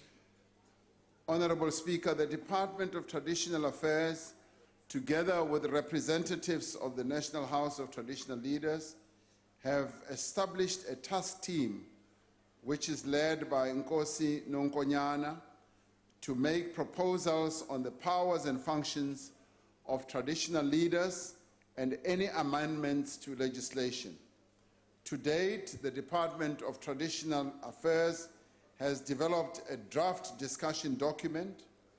The department, working together with the National House of Traditional Leaders, has also appointed a constitutional law expert to do further research on this matter and finalize the discussion document.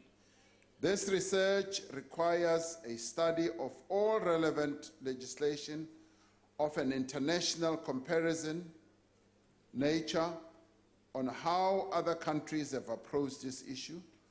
Once the research and the discussion document are finalized, all stakeholders will be consulted on the proposals. We look forward to the outcomes of this work, which will greatly assist in reaching agreement and finality on an issue that is important not only to traditional leaders and traditional communities, but to all South Africans. Thank you, Madam Speaker. Honorable members, we will have Honorable Cebekulu taking charge of the follow-up question. Honorable Cebekulu. Angithokoze Somlomo. Ngiyathemba Somlomo ukuthi uShumongameli usinikeza impendulo ezawucishe icacisela amakhosi ezifundeni lapho ekhona. Ngiyakwemukela kona konke amakhosi abe ekwethulile kumongameli. Nakho ke ngifisa ukwazi if the president addresses this issue must be resolved, as you correctly said when addressing the official opening of the National House of Leaders. In a democratic country, we can't make a mockery of traditional leaders. How soon can we expect a consultation? Is it going to be to include all structures like the COI and the SEN as well? Mhlonishwa Mongameli, umlando uyasitshena manje na omongameli abebe khona phambi kwakho Mhlonishwa babe lokhu benzethembe salolu hlobo kodwa bazange beyibekele umgomo ukuthi ngesikhathi esithile kobe sexazulula lenkinga. Mhlawumbe umongameli angayibophezela yena ukuthi ngesikhathi sakhe ese-ofisini uyothi ephuma ebese kulungisiwe lokho. Ngiyathokoza. Honorable the President. Thank you, Honorable Speaker. Mauthi ngesikhathi mangiphuma ngizoba sesixazulile le ndaba ngoba sekusele amaviki ay-80 kuphela bese nami ngiyaphuma bokuthi siyenze khona manje. Oh, so unethemba ukuthi siyabuya kule. Aw, hayi waze wangijabulisa impela, ngiyajabula futhi ngiyabonga. Unginika isithembiso esiphelele impela ukuthi ngizobuya ngasemva kwalolu khetho siyakudla. Honorable Speaker, on this issue, all I would want to assure the Honorable Cebekulu is that we are serious about this matter. We have addressed the National House of Traditional Leaders, and I have requested the Minister of Cooperative Governance and Traditional Affairs to make sure that all the issues that were raised during our discussions with traditional leaders are addressed, but more specifically this one. So, Inkosi uNonkonyane wayekhona uma ngithi ufana ukuthi aqhubeke ngalo msebenzi. Uyazi ukuthi uzawuqhubeka ngawo aze awuqede lo msebenzi. So ngibona mina unomsebenzi ngeke uthathe isikhathi eside. Ngesempeleni ngibona ngathi ngeke uthathe even 2 years ungakapheli ngoba bazofana ukuthi bahambe mhlambe baye kwezinye indawo bayobona ukuthi amanye amazwe bayisebenze njani le ndaba.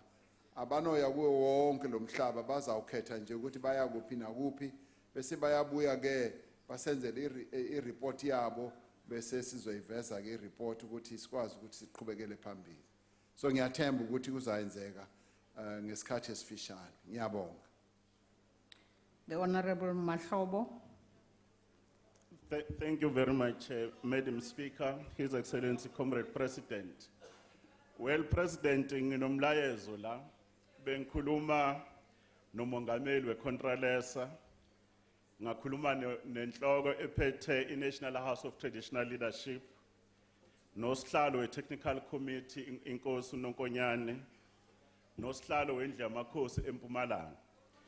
Bathi ke mongameli kulo msebenzi owenzayo bafuna ukwendlulisa nanku umlayezo ukuthi babonga kakhulu ukuthi we are inspiring them with your efforts of ushering in a period of unity, renewal and rejuvenation of our nation. They are also very happy that there is an appreciation by yourself and the ANC that the institution of traditional leadership represents an unbreakable bond between our people past, present, and the future. They are very happy that you have kept your promise.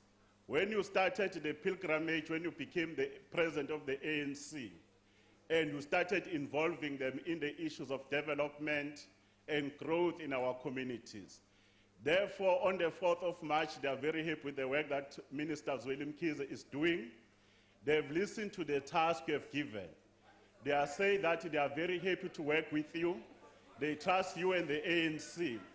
But the only issue, President, they want you to do is to try to assist, especially at a local level, where some councillors are not in sync with the move of renewal and rejuvenation to work together.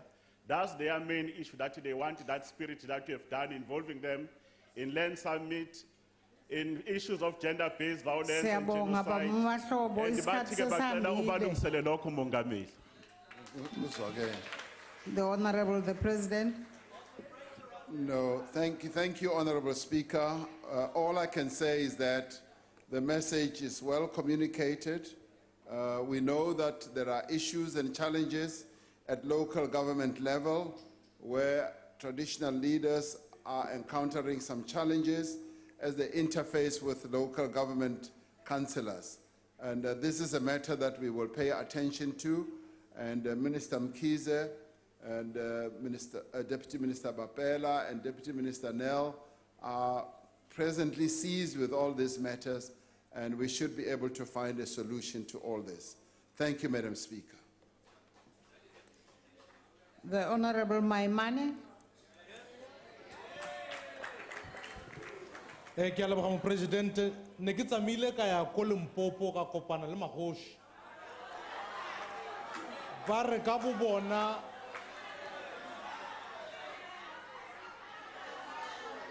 Order, honorable members, allow Honorable Maimane to ask his question. ba re ka bo bona ba kopa gore lefatshe le boele go bona. Ebile batho ba ba nnang mo mafatsheng ba kgona go ouna lefatshe. Manje Mongameli ngakhuluma ngazwa kuthiwa inkosi ubaba uZweli thini uthi abantu funeke bathole i-title ngoba ufuna ukuthi Order, honorable members, we can't hear what Honorable Maimane is saying. On a point of order. What's the point of order, Honorable Mandela? The honorable member just misled the House. There is no Nkosi Zwelithini, Sisilo Uzwelithini. There's a difference between a king and a traditional leader being a chief. Inkosi is Uzwelvelile. King Zwelithini is addressed as such, His Majesty. Thank you. Honorable Maimane, well noted. Please proceed and do be sensitive to the protocols. He had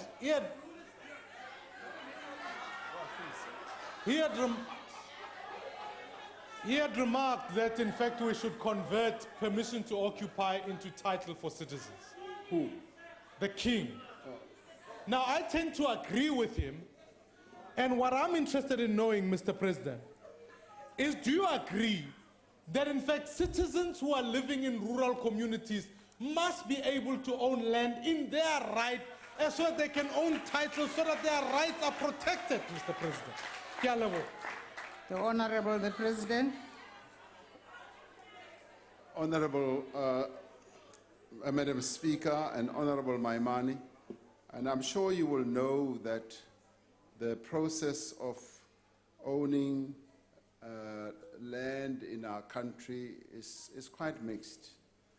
There's a process where we have permission to occupy, PTOs, and where we have communal ownership through various structures like the CPAs, and where we have direct title, and it's a mixture, and that's part of the land, if you like, ownership process that we've got in our country.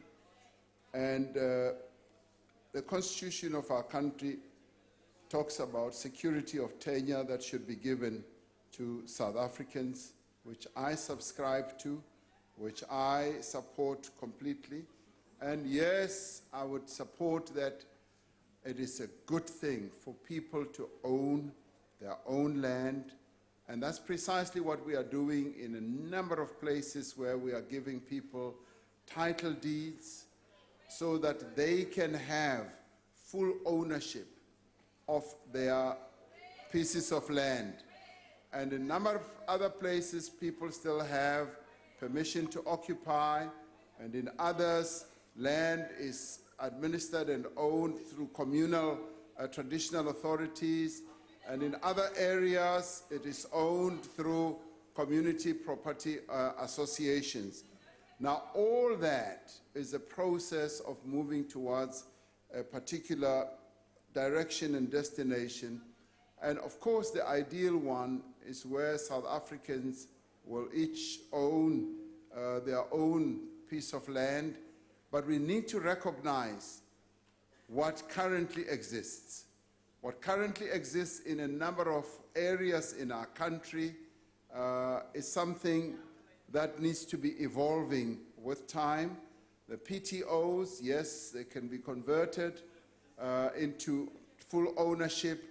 The CPAs are working well at the moment, and in a number of other areas, the communal ownership of land through traditional authorities is also functioning.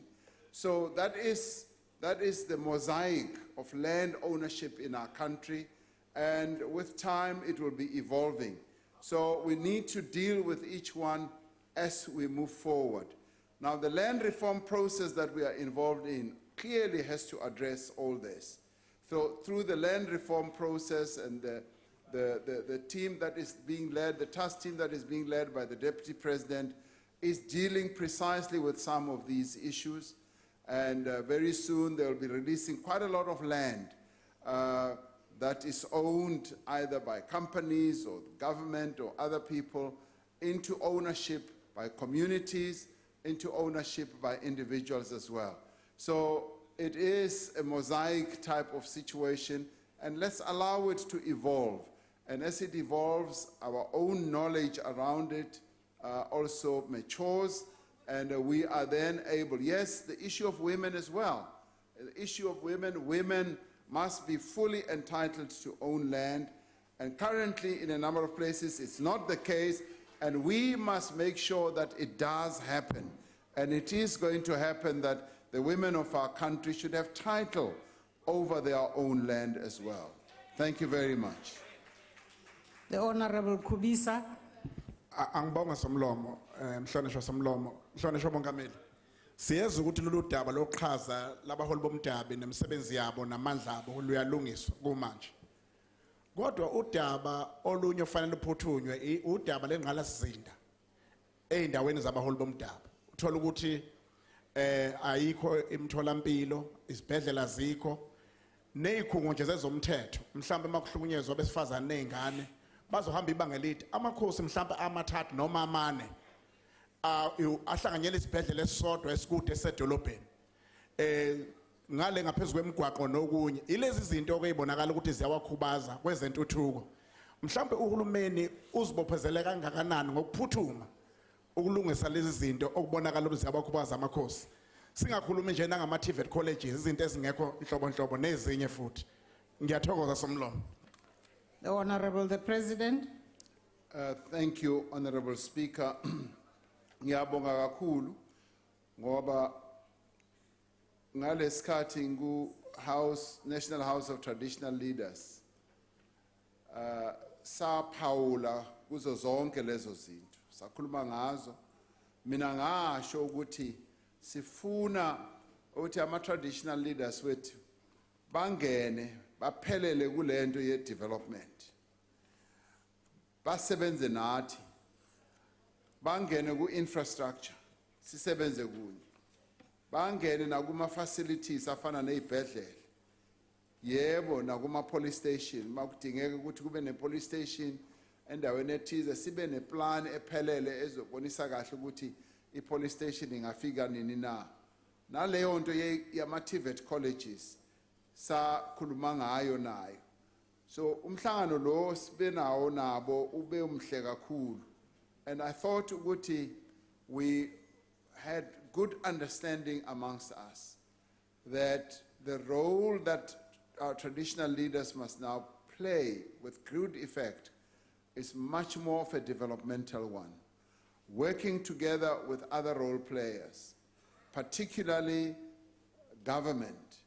And they welcomed that. And I had a good sense that we're going to start exploiting the synergies that our respective roles give rise to, where they operate as traditional leaders and we as government looking more closely at government issues, we can mix the two and find good pathways to engage our traditional leaders in developmental issues. We even raise issues such as tourism, such as important heritage sites that are located within the areas where they have control. And they, in my view, got quite excited when we raised this issue. And they are going to be working very closely with the Minister Mtetwa on issues such as arts and culture. And we also delved into, just traditions and the cultures of our people and the languages. So there is a lot that we spoke about, which we are now going to start taking forward. All in all, we had a fantastic debate in the National House of Traditional Leaders, where there was a good sense of cooperation, and the great feeling was that we can work together and move and resolve the many challenges that our traditional leaders still have, and we had a sense that they are resolvable, and that will lead to a very, very good end in terms of consolidating the relationship between national government, provincial government, indeed, and local government as well, with our traditional leaders. So thank you very much. We now come to question number 6 from the Honorable Sheikh Imam. The President. Government, Honorable Speaker, is in the process of giving effect to a resolution of the governing party that South Africa should downgrade its embassy in Israel. Our approach is informed by our concern at the ongoing violation of the right of the Palestinian people to self-determination and the refusal of the government of Israel to enter into meaningful negotiations to find a just and peaceful resolution to this conflict. We are also concerned about the resurgence of confrontation and conflict in the region and about the grave humanitarian cost of further intransigence. Our approach is also informed by an appreciation of the constructive role that South Africa is being called upon to play in the quest for peace in the Middle East. We are clear in our support for the achievement of the Palestinian state, alongside the right of the State of Israel to exist in peace and security with its neighbors. In implementing this conference resolution, we are mindful of South Africa's responsibility to continue engaging with all parties to the conflict to see where we would be able to provide assistance. As such, the South African government remains seized with the modalities of the downgrading process of the South African embassy in Israel, and we will communicate once Cabinet has fully finalized this matter. I thank you. The Honorable Sheikh Imam. Thank you, Madam Speaker. Mr. President, it's 15 months since a resolution was taken, a unanimous resolution was taken for the immediate and unconditional downgrading. Now, in my understanding of the word immediate, it meant that it cannot take 15 months for you to implement. But the National Freedom Party assisted you. We even tabled a motion which has not come to this House up to this day. We've put billboards to remind you around the OR Tambo airport. Even that has not happened. Can you take us in your conference, President, to tell us, are you under any pressure from the international community not to implement this one? And how soon can we have this implemented so that, remember, Mr. President, the sanctions and disinvestment is what brought us to where we are today. Thank you. The Honorable the President. Honorable Speaker, I can answer categorically that we are not under pressure from any government of whatever nature not to go ahead with this resolution. What we have been doing and what the Minister of International Relations and Cooperation has been doing is to look fully at the modalities, and there are quite a number of steps that we have already taken to put this to effect. And we are going to be able to downgrade that embassy. And we've communicated that very, very openly and clearly. And also to those who have raised concerns. There are quite a number of those who have come to raise concerns with us and decried the fact that we shouldn't do so. And we've said we are bound by this conference resolution, but on a more overall basis, we are concerned, as I said earlier, about the continued situation of the Palestinians in the Middle East. And therefore, we are moving ahead to implement that resolution.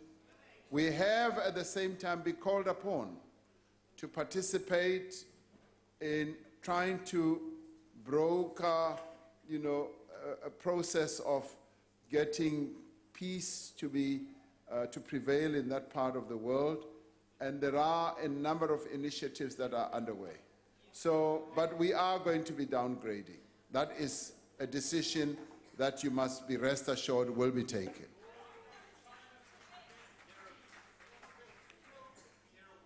Thank you. Honorable Groenewald.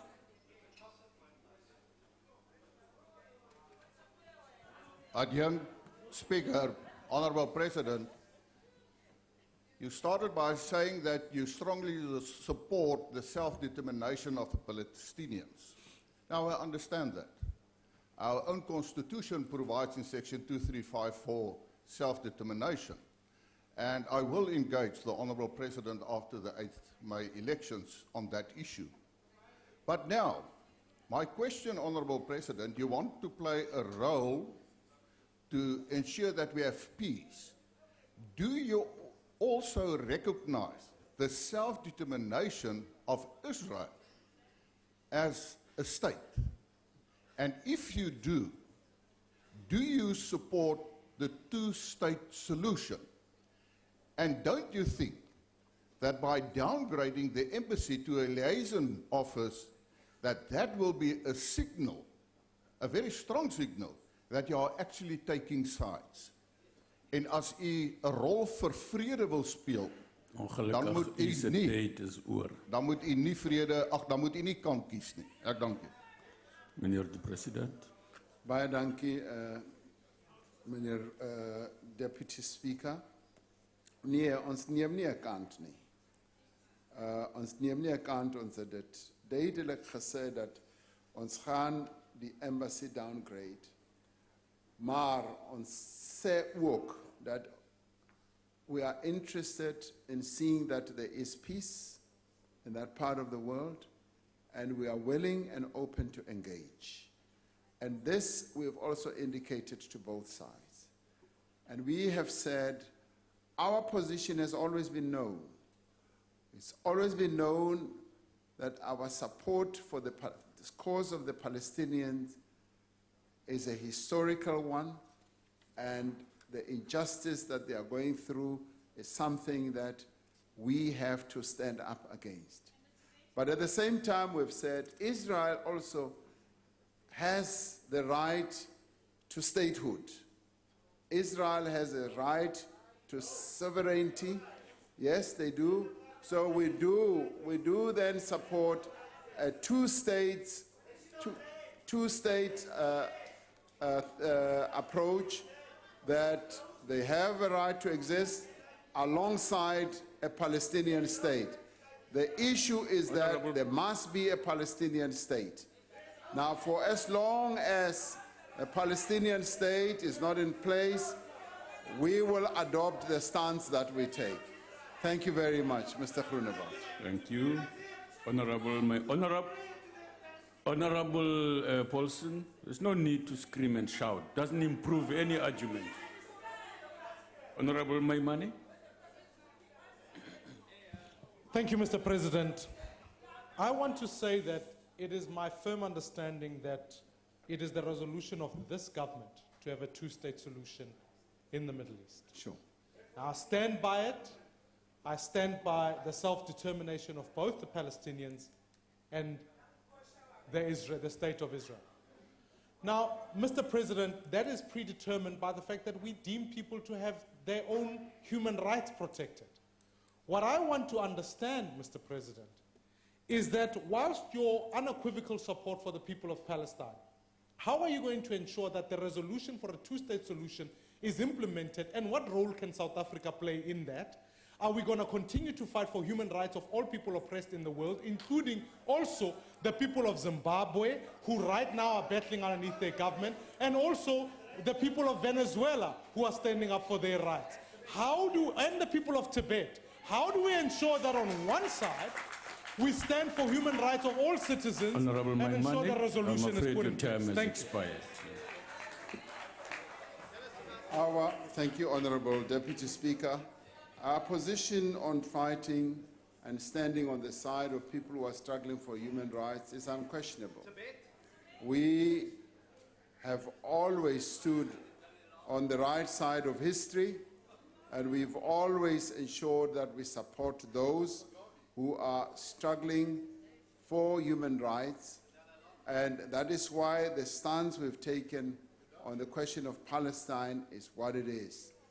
The decision to downgrade the embassy in Israel is precisely informed precisely by the violation of the rights of Palestinians, and we are therefore putting pressure on Israel, but at the same time we are saying we are willing to play a role and engage and make sure that there is peace. And where we are able to, we will be able to engage with both sides, and both sides have actually been saying, you, South Africa, can play a role because you have a very strong human rights tradition, and you're also very strong in helping other countries find solutions. So our position is very clear on this, and that is the policy of our government, and that's how we're going to proceed. Thank you very much, Deputy Speaker. Thank you, President. Honorable Mandela. Thank you, Deputy Speaker. Honorable President, given that the father of our nascent democracy and global icon, President Nelson Rolihlahla Mandela, said that our freedom is yet incomplete without the freedom of the Palestinians. And given that Madiba said the Palestinian struggle is the greatest moral issue of our time, and also given that Nkosi Dalpunga said that as long as there is a single human being suffering anywhere in the world, our struggle is far from over. Today, millions of Palestinians are subjected to gross human rights violation, crimes against humanity, and what amounts to genocide and ethnic cleansing on a daily basis against defenseless women and children. What is our response, Honorable President, to those who make cheap electoral mileage out of the Palestinian struggle, especially with reference to the ANC 54th NGC, and calling for an immediate downgrade on our mission? Thank you.